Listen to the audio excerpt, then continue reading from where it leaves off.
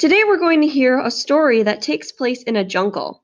The jungle is the setting of our story. Do you remember what a setting is? Setting is where the story takes place, like in a house, outside, or in a jungle like ours today. Remember, we've also learned the word character. Can you explain what a character is? A character is who the story is about. The characters in our story today are people and animals that live in the jungle. Our story today has many different characters. The first ones that we have here are the people in our story. It's a man and his wife. The other characters that we have are different kinds of animals that live in the jungle.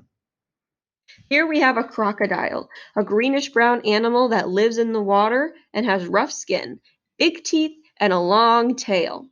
We also have a jungle bird, a big colorful bird that lives in the trees in the jungle. Here we have a lion, an animal with a furry mane who is king of the jungle. We also have a hippopotamus, or a hippo, a heavy gray animal that lives both on land and in the water. Over here we have our black fly, which is a kind of insect that flies around and annoys people by buzzing in their ears. Here we have a monkey, an animal with a long tail that swings from the trees in the jungle and likes to eat fruit like bananas and mangoes. And finally, here we have a bushfowl, which is a type of bird whose job it is to make a loud call, "Kirk, kirk, kirk," and awaken the sun each day. Do you remember our story about how the turtle cracked his shell? Remember that was a story based on something that people had observed in nature. Remember, they wondered why turtles have cracked shells, so they made up a story to pretend to know why it happened. Today, the story that we're going to hear is Why Flies Buzz, which is a similar kind of story. I want you to listen to find out why flies make a buzzing sound and annoy people by buzzing in their ears.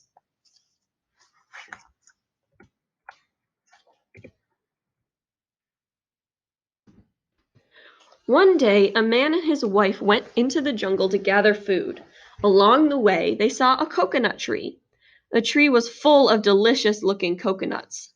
Coconuts are a type of fruit that grow on palm trees, and they taste really good.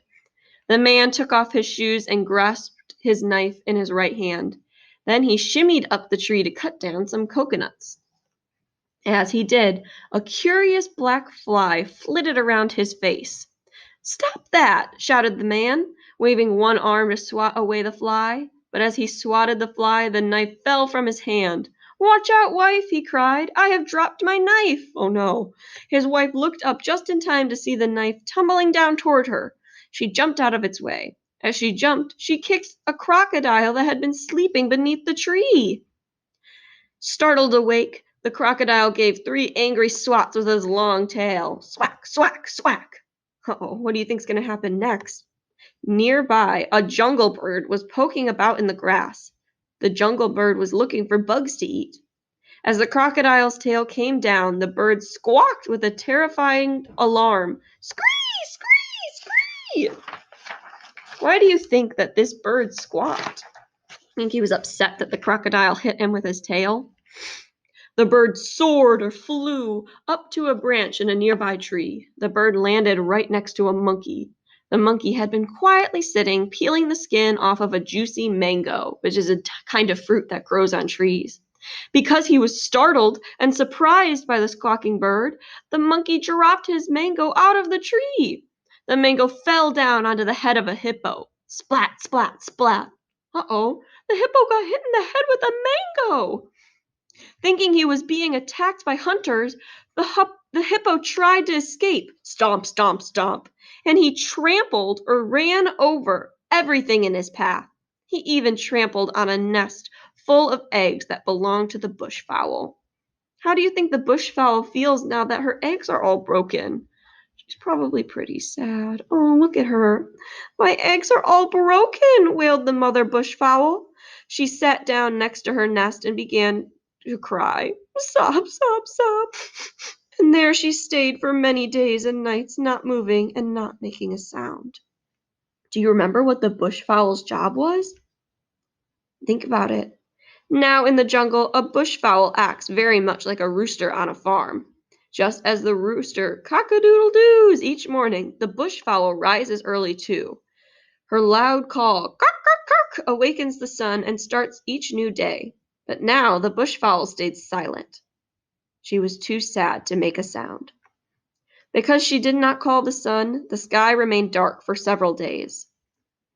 The jungle animals became worried and went to seek the advice of the wise lion. Why do you think they were worried? Because the bushfowl wasn't waking up the sun. "Where is the sun, lion?" they asked. "Why has there been no daylight for days?" The lion gathered all the animals together.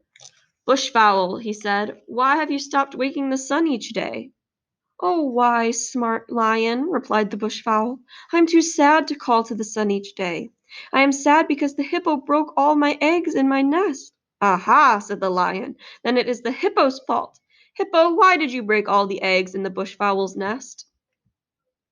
"Wise lion," answered the hippo, "the monkey is to blame. She dropped a mango on my head, and I thought that hunters were attacking me." "Aha," said the lion, "then it is the monkey's fault." "Wise lion, please listen to me," said the monkey. "I dropped the mango because the jungle bird swooped down and frightened me."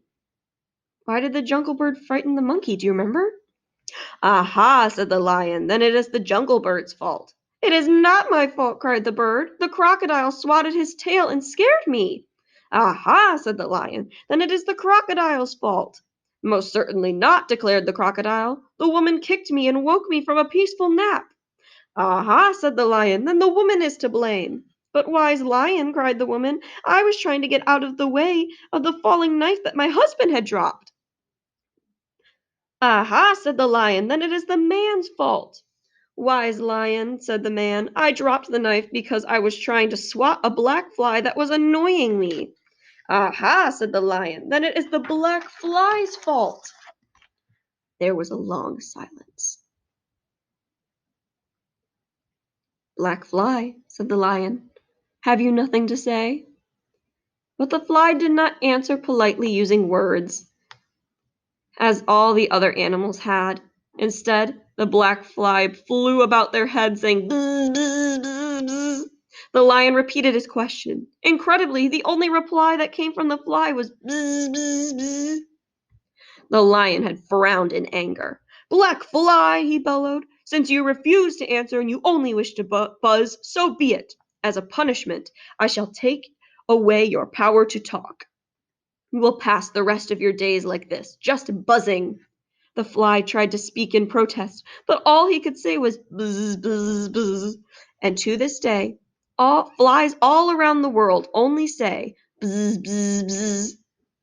As for the bushfowl, she was satisfied. The one who had caused all the trouble, the fly, had been punished. So she agreed once again to start every day by calling to the sun. The end.